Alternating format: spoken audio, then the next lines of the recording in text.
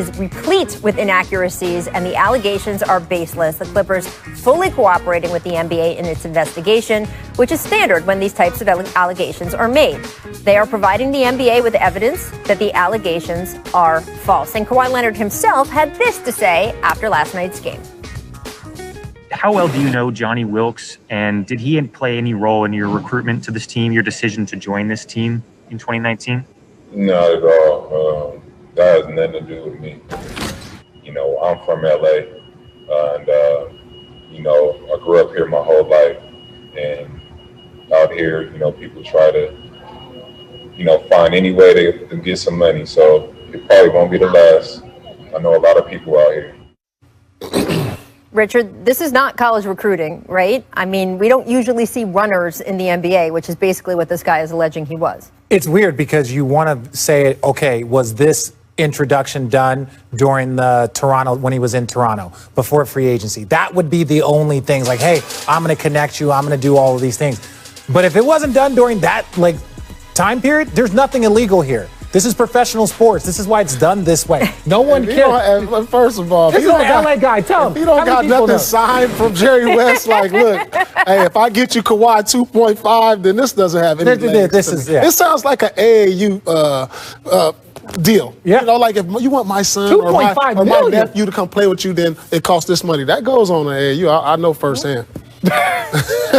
Producer Danny literally just said in Richard's IFB, Richard, how much did you get? I got zero. I wasn't that good. See, like Paul was like #1 player coming out as a sophomore and as a junior. And he was top 10 everywhere. You know what I got coming? I got a suit jacket. Just because that was the dress uniform with a clip-on tie. That's it.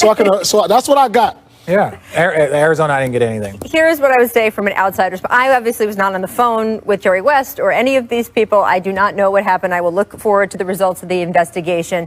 But from an outsider's perspective, if they knew they could, quote, get Kawhi for $2.5 million, they would have paid double would not have given up all of those draft picks for Paul George. Yeah. Right? Think about the price that they paid for Kawhi Leonard. We know the price they paid for Kawhi Leonard. It was a trade deal to the Oklahoma City Thunder that gave them their best young player and picks for the rest of eternity. Man. If all that they were going to get was, oh, this guy will get him for you, man, that would have been getting off late. And then they have the voicemail as like evidence of Jerry West, and it's like, I listened to it. There's nothing there. It's saying, hey, thank you. Like, we appreciate it. And, you know, he might have said a comment about the Lakers, which was true at the time, right? I'm not going to repeat, you know, the show that he was saying that the Lakers were, which was true. But there was nothing in that voicemail. So it's like, here's evidence of like him calling me and saying thank you. That's not evidence of $2.5 million. And so, you know, maybe there's more out there. Let me ask you, so let's just say there's some legs to this and, you know, he's right on what he's saying. Okay, the NBA investigates. Okay, so what happens now? The trade is null and void? No. What they do is they fine you. Remember Joe Smith? You get a huge fine. Remember Joe Smith? Where he had that kind of under-the-table contract and fire his agent. They could penalize him, take away draft picks, take away all that stuff. So that's the penalty. Now, that was hard for Minnesota because Minnesota with KG and all them, they weren't a free agent destination, so they really had to do it via draft picks. The Clippers, if they were to lose a couple of draft picks, and it would probably be after the draft picks that they were that the OKC got. So it really put them back like 5 or 6 years with draft picks, which could be detrimental. It is funny to see this phone call paraded around because it doesn't actually prove the allegations involved, but also it's sort of holding up like, oh, look what Jerry West said about the Lakers. Well, Jerry West split from the Lakers is very well documented and well publicized. And he wasn't lying. He wasn't lying at the time. That is something. That is a matter of opinion. But I will just say that there's no scandal in the fact that Jerry West doesn't have the nicest thing to say about the Lakers these days. That is, again, a split that's been Yes, it's been about 3 weeks since Woj first reported James Harden wishes to be traded out of Houston. And yesterday, Adrian Wojnarowski and Ramona Shelburne reported the Rockets are increasingly expanding trade discussions beyond Harden's preferred destinations of Brooklyn and Philly. According to sources, several playoff caliber teams are becoming more comfortable, including the high-level players in the packages they are presenting in return for Harden. Now, by the way, Harden had a great showing last night's preseason game. 20 points, 9 assists, 7 rebounds, 27 minutes of action. Richard, nobody doesn't think James Harden can't play, right?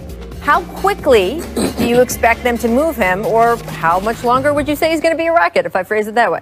Well, I think it's a good sign that they're opening it up. Like, I think when you limit yourself to 2 or 3 teams and you don't like it, and it's like, look, James Harden has, I believe, 2 more years left on his contract. So you're not even just getting him for 1. Right. Like, you have an opportunity, and we saw it with Kawhi Leonard. You saw it with Paul George. You see these guys have the opportunity to really kind of convince you that this is a great place to stay. But it's not just like Milwaukee or Brooklyn Nets or Philly. It's like there's other teams that I think they might have an opportunity to convince them. And I think 2 years is better than 1 year to convince a player.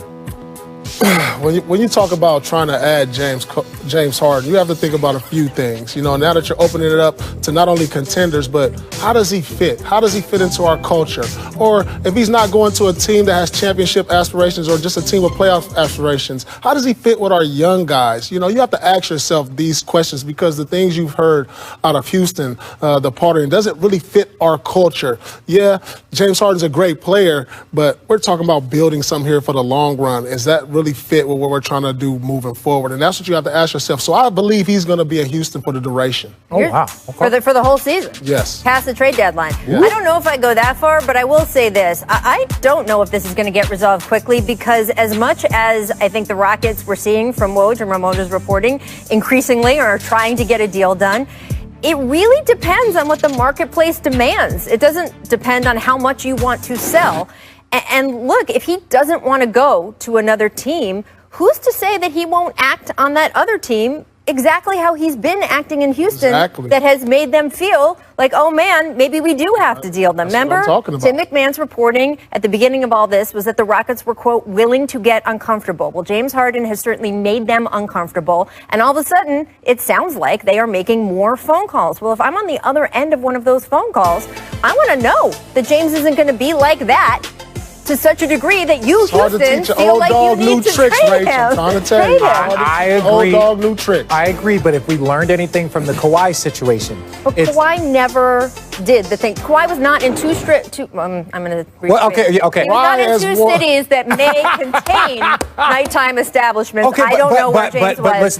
He was not in two different cities when he was supposed to be in training. But there was rumors that Kawhi, not that he quit, but that he wanted out of San Antonio and that his injury and how they handled. There was all this stuff. And so San Antonio was historically famous for taking care of their players and literally extending the careers of Manu and Tony and Tim. So to have Kawhi say it at the time that he did it, you were like, that's not on brand. There's something else here. And Toronto still took that on. And so I'm just saying that people have taken on, I don't want to say controversial, but guys that they weren't sure what they were going to get from or how they were going to handle being in that environment. Listen, Kawhi is a champion. Agreed. He was a Finals MVP. Agreed. And he comes from a San Antonio Spurs culture. But he was trying to leave. So, that's fine. But who doesn't want to deal with a Kawhi? Yeah. You know, he understands the urgency of practice and being on time, doing what's right. He's not a guy you're going to see in the streets. He does his work and he goes home. Like, you can live with that. Yeah, okay. I agree. And so you have to ask yourself these questions. If James Harden comes aboard, can we live with that? There's only like 2 or 3 coaches that I can say can deal with him in the league. Doc, Popovich, and I'll think about the third. Here's the other complicating factor in all of this. The Rockets are looking at what other teams have gotten in trade for guys that they think aren't, frankly, as good as James Harden. What Milwaukee just gave up for Drew Holiday, for example. So I've heard that. Well, Milwaukee just got 3 picks and blah, blah, blah, blah. What Paul George took on the trade market, that kind of thing. But here's the difference. The difference is that the Clippers specifically needed Paul George to get Kawhi. That the Bucks specifically needed Drew Holiday to help keep Giannis. I don't see a team right now, at the start of the season, that specifically needs James Harden and therefore will overpay or pay at least to that level, even though it's a lesser player that has commanded that level before. Now, what might change is when we get to the trade deadline, because both of these conferences are pretty stacked this year, and you have a lot of teams that think that they can make it, and James might be a piece that a team that maybe loses its own superstar due to injury or something else happens where they suddenly are as desperate as the Clippers were or the Bucks were. I don't know if anyone's that desperate right now. Can he sign an extension and then be traded? Like, could they extend him? Yeah, they just offered him. I know but I'm saying 2 years, $103 million. No, and by the way, it's not in his interest to sign an extension unless he is really sure of where he wants to go and that they're going to trade him. Yeah. Because then he's just locked into wherever they trade him for longer. 5 years. So the extension scenario is more that he would get traded to a team that he approves and then signs an extension with that team. That would actually increase the value of what you're trading. Yes. But that's where his, quote, preferred destinations comes in. Yeah. Because if you're listening to this reporting that Houston is expanding beyond his, quote, preferred destinations, you're probably then only getting him for those 2 years, at least at the start. And again, yes, the Raptors certainly proved that it was worth the gamble with Kawhi. They only had 1 year with Kawhi, it's a and year they and a made half. it count. It's a year and a half. Well, That's why I say season? he's not going anywhere this year. Okay. I can see it. Like, this is one of those ones.